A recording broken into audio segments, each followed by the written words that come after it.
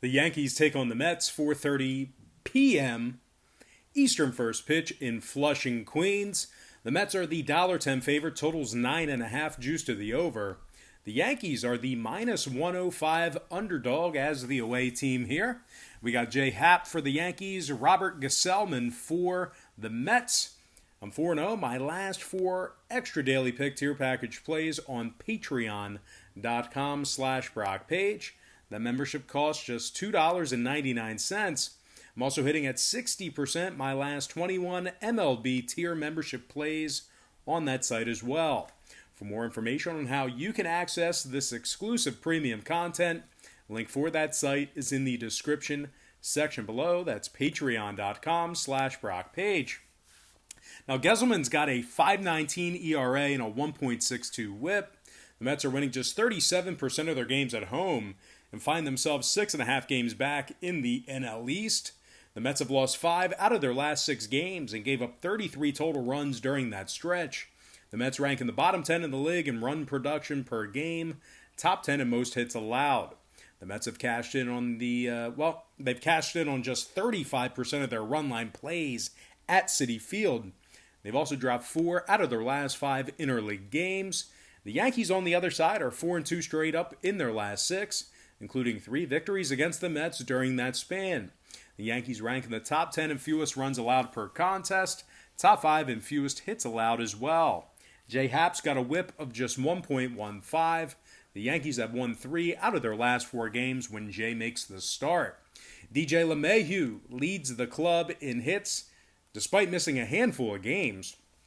Luke Voit currently leads the club in batting average, homers, and RBI.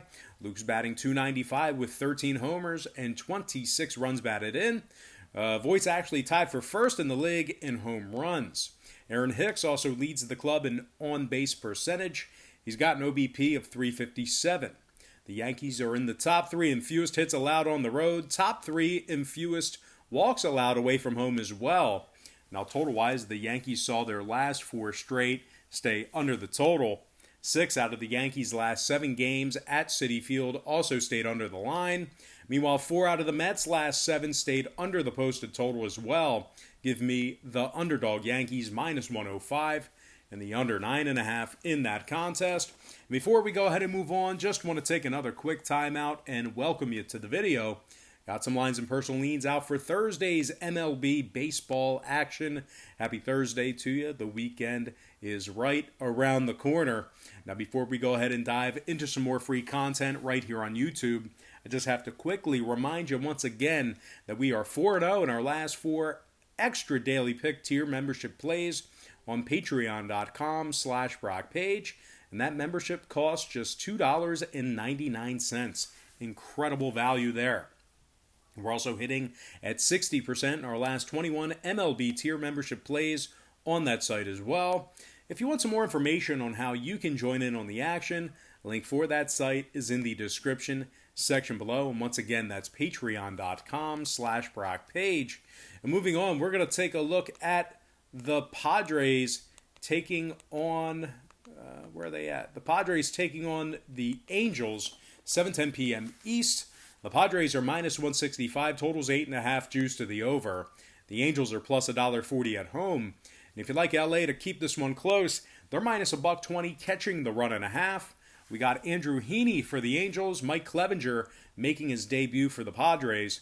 Now, Clevinger struck out 21 batters and has an ERA of .318. The Padres have won their last 3 straight, including an 11-4 victory over this very Angels ball club yesterday. The Pods rank in the top 3 in the league in runs per game, and they are also in the top 10 in hits.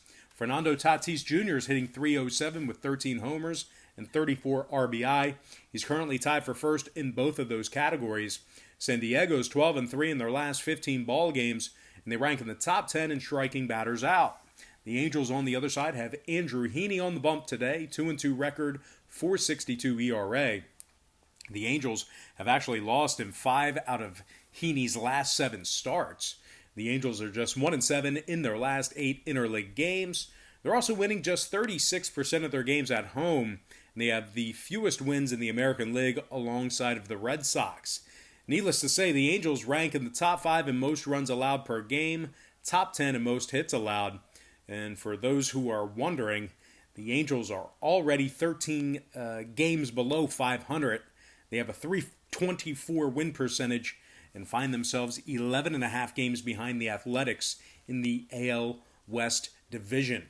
Now, total-wise, nearly 80% of the Angels' home games got over the posted total.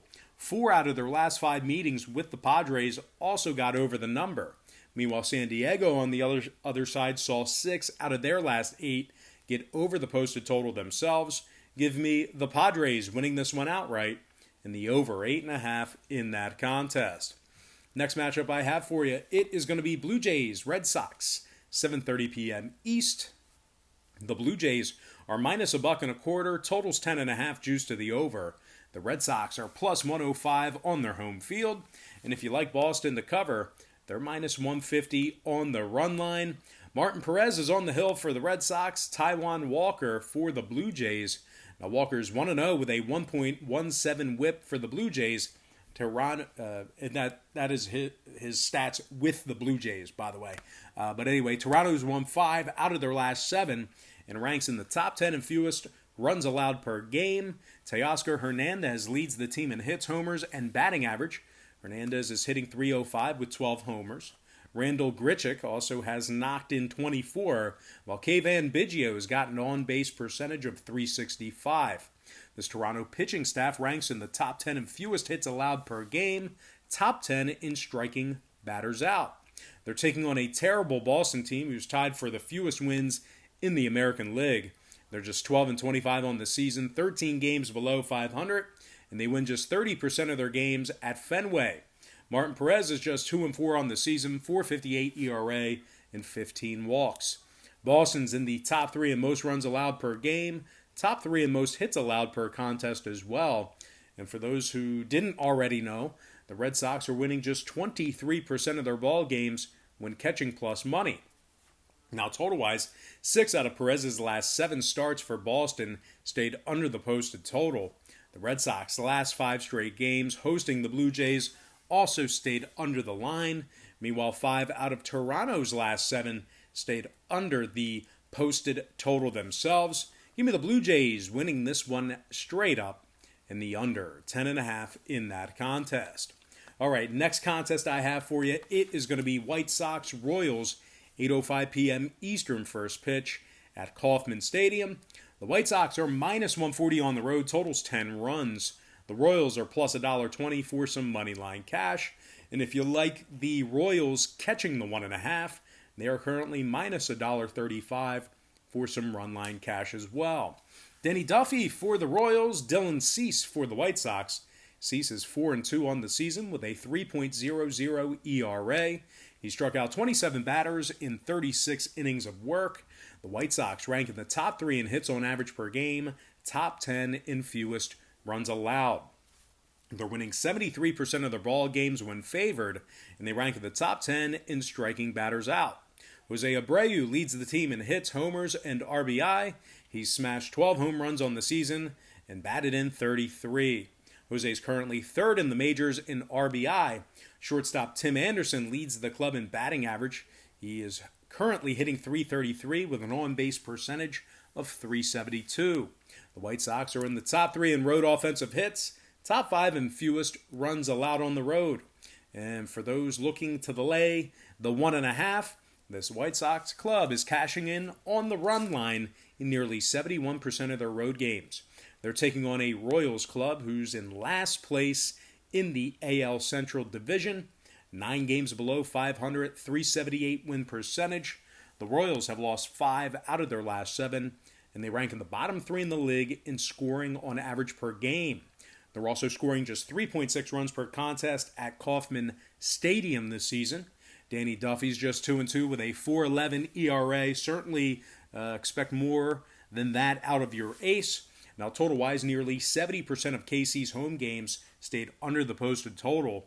5 out of Duffy's last 7 starts also stayed under the line.